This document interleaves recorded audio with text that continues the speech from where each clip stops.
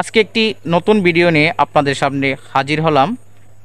কিভাবে পেঁপে চাষ করতে হয়, এখানে খরচটা কেমন হয়, কোন ধরনের ভাইরাস আক্রমণ করে, কিভাবে আপনি পেঁপে চাষ করবেন, কোন প্রক্রিয়ায় পেঁপে চাষ করলে লাভবান হতে পারবেন, কোন জাতটা বেশি ভালো হয়, এইসব বিষয় নিয়ে একজন প্রান্তিক পেঁপে চাষির সাথে কথা বলে জানার চেষ্টা করব কিভাবে পেঁপে চাষ করা যায়। অবস্থান করছি ময়মনসিংহ জেলার বালুকা উপজেলার পাড়াগাঁও গ্রামে। আশা করি পুরো ভিডিও জুড়ে সাথেই থাকবেন। পেঁপে চাষ করেন কত বছর যাবত? আমি পেঁপে চাষ করি 30 বছর যাবৎ পেঁপে চাষ করি। আপনার বাগানে যে পেঁপেগুলো দেখতে পাচ্ছি এটা জাতটা কি? এটা টপ লেডি। এটার ফলনটা কেমন হয়? ফলন খুব ভালো। আমরা যে গাছে পেঁপেটা দেখতে পাচ্ছি এই গাছে কত কেজি পেঁপে হতে পারে? এটার মধ্যে বর্তমানে এখন কমপক্ষে 30 কেজি আছে। বাজারে এই টপলিটির চাহিদাটা কেমন? ভালো। প্রথমে কিভাবে গাছটা লাগাতে হবে? গর্ত করে 2 ফুট আর 1.5 ফুট গভীর এটা গোবর দেয়া, আর আমরা টিএসপি সার, পটাশ সার এইগুলো দেয়া মিশ্র কমপক্ষে 1 সপ্তাহ থুয়ে তারপরে গাছ লাগালো। এই গাছে যে পেঁপে দেখতে পাচ্ছি এই পেঁপেটা কতদিন পর্যন্ত থাকবে এই গাছে? 6 মাস। এখন পর্যন্ত কি আপনি বাগান থেকে পেঁপে বিক্রি করেছেন? এটা পেঁপে কাটা হয়েছে। কয় কাঠ দিয়েছেন?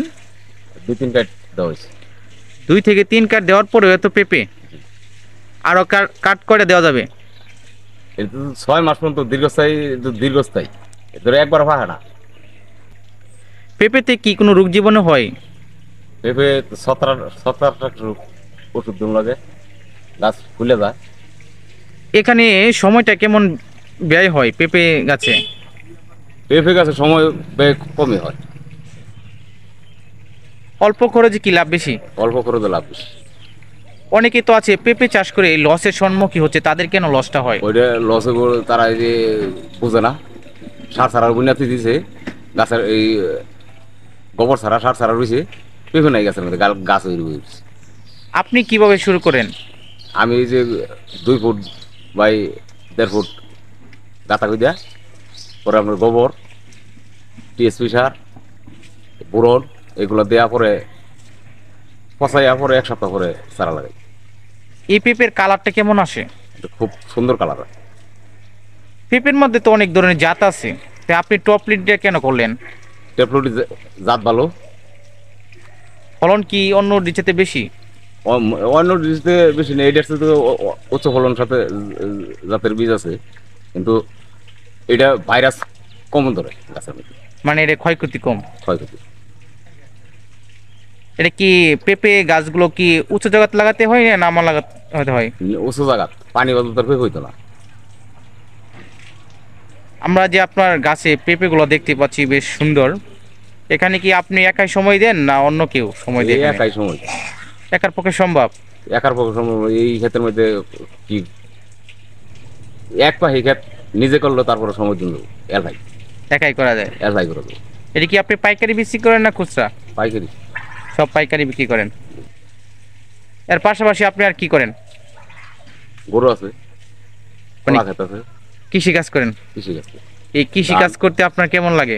আমার খুব সুন্দর ভালো লাগে। জীবন ভরে এই আজীবন বুঝবান হয়েছে যদি কৃষি কাজ। যারা নতুন অবস্থায় পেঁপে চাষ করতে চাচ্ছে বা করতে ইচ্ছুক তাদের উদ্দেশ্যে আপনার পরামর্শটা কি, কিভাবে পেঁপে চাষ করলে লাভবান হওয়া যাবে? ওই আপনার 2 ফুট বাই 1.5 ফুট গাঁথা খুঁজে দেয়া, এই গাঁথাটা গোবর দা বইরা, গোবর, মাটি, সার এগুলা মিশ্র করিয়া কমপক্ষে 1 সপ্তাহ থুইয়া তারপরে গাছ লাগানো লাগবে, পেঁপের চারা লাগানো লাগবে। তাহলে কি লাভবান হওয়া যাবে? লাভবান হবে।